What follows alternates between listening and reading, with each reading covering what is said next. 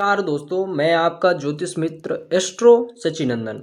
आज हम बात करने वाले हैं आपकी हथेली में छिपे हुए रहस्य की, जो आपको बता सकती है कि आपका भाग्य आपके साथ है या नहीं। बहुत बार आपने सुना होगा भाग्य मेहनत से बनता है, लेकिन क्या आप जानते हैं कि आपकी हथेली में पहले से ही यह संकेत लिखा हुआ होता है कि कब और कैसे आपका भाग्य आपका साथ देगा।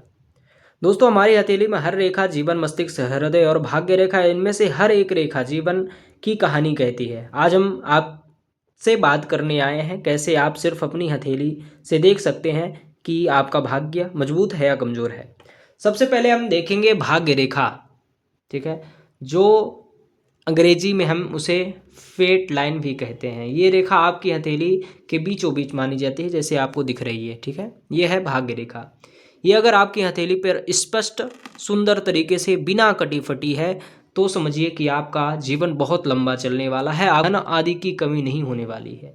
अगर आपकी भाग्य रेखा गहरी, सीधी और बिना किसी टूटे फूटे स्थान से है तो समझ लीजिए कि आप अपने जीवन में स्पष्ट दिशा और सफलता पाने वाले व्यक्ति हैं।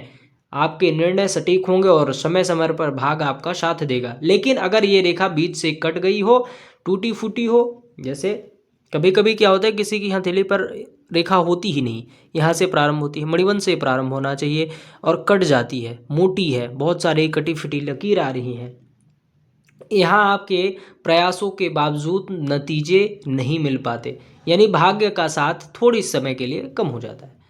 अब अगर आपकी भाग्य रेखा 2 या 3 हिस्सों में बढ़ जा रही हो, जैसे आपको दिख रहा है, एक है तो ठीक है, अगर बीच से कट गई, 2 हिस्सों में हो गई, 3 हिस्सों में हो गई, तो अर्थात जीवन में एक अधिक मार्ग आपके सामने आते हैं।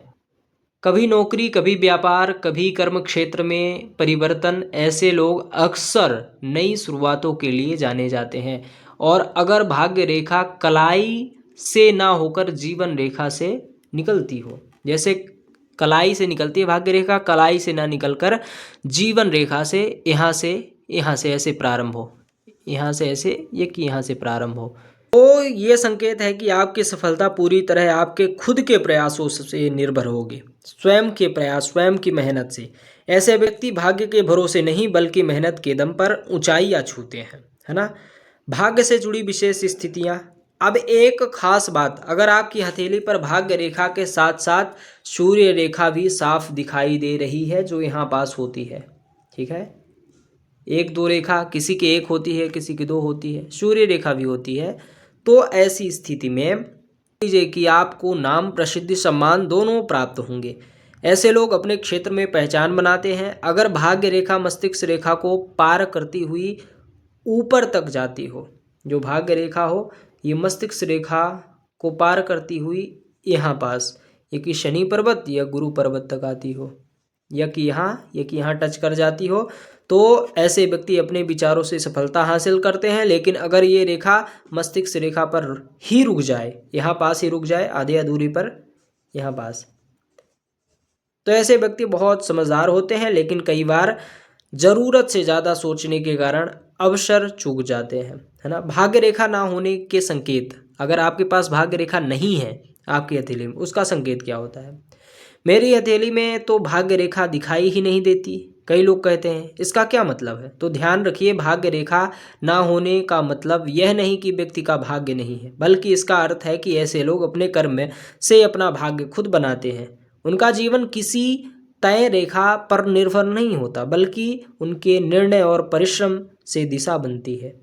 इनके जीवन में उतार चढ़ाव आते रहते हैं, पर ये हर स्थिति में अपने प्रयासों से आगे बढ़ जाते हैं।